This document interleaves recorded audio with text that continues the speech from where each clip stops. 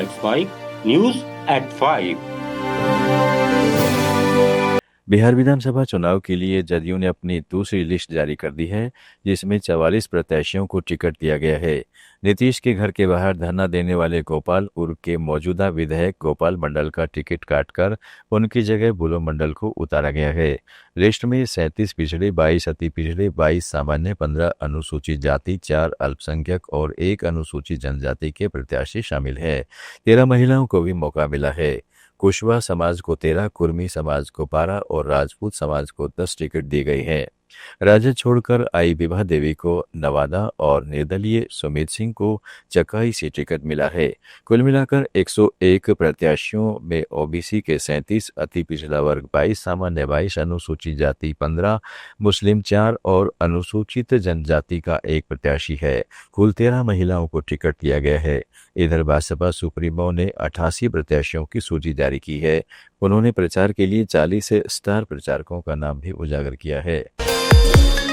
बिहार की जनसुराज पार्टी को मुंगेर में बड़ा झटका लगा है। पार्टी के जिला अध्यक्ष योगेंद्र मंडल उर्फ जोगी मंडल ने अपने समर्थकों के साथ उप मुख्यमंत्री सम्राट चौधरी की नामांकन सभा में भाजपा का दामन थाम लिया है। इस मौके पर महिला मोर्चा की जिला अध्यक्ष कविता कुमारी, प्रदेश समिति सदस्य समीर कुमार मधुकर, विनोद मंडल, प्रकाश माझी और प्रमोद मंडल ने भी भाजपा की सदस्यता ली।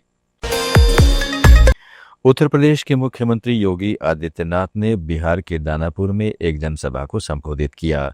उन्होंने कहा है कि बिहार में विकास की इस नई प्रतिस्पर्धा को बाधित करने के लिए राजद, कांग्रेस और उनके सहयोगी दलों इंडी गठबंधन ने फिर से शरारत शुरू की है।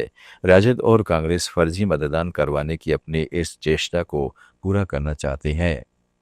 अब बिहार में विकास की इस दौड़ में बिहार की इस नई प्रतिस्पर्धा को बाधित करने के लिए फिर से आरजेडी और कांग्रेस में और उनके सहयोगी दलों में इंडी गठबंधन में फिर से उन्होंने शरारत शुरू की है और वह शरारत शुरू की है विकास बनाम बुरके का।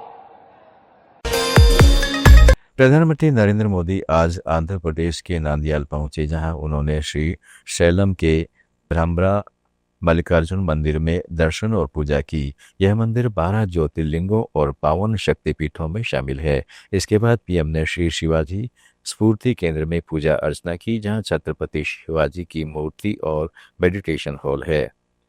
इस अवसर पर मुख्यमंत्री चंद्रबाबू नायडू भी उनके साथ थे। पीएम एर्नाकुलम में 13,430 करोड़ रुपए के विकास परियोजनाओं का उद्घाटन और शिलान्यास करेंगे, जिसमें transmission line, greenfield highway, railway, defence, manufacturing और गैस पाइपलाइन जैसे प्रोजेक्ट शामिल है। ये परियोजनाएं करीब 1 लाख नौकरियां पैदा करेंगी। पीएम कर्नूल में एक जनसभा को भी संबोधित करेंगे।